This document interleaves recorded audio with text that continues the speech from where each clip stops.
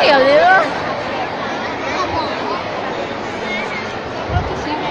Em nói thiệt là năm nay em dẫn một cái chương trình Halloween mà em bất ngờ này đến bất ngờ khác thưa quý vị. Rồi em xin mời điểm số đến từ ban giám khảo luôn ạ.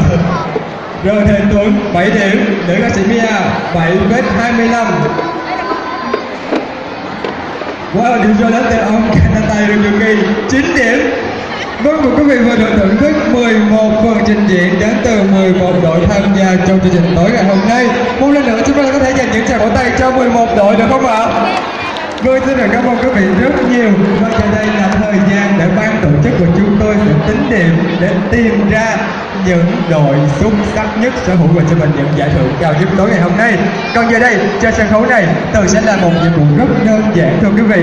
Tường sẽ có những phần quà đến từ Iron Mall gửi đến tất cả quý vị ở đây. Ai muốn nhận quà không ạ?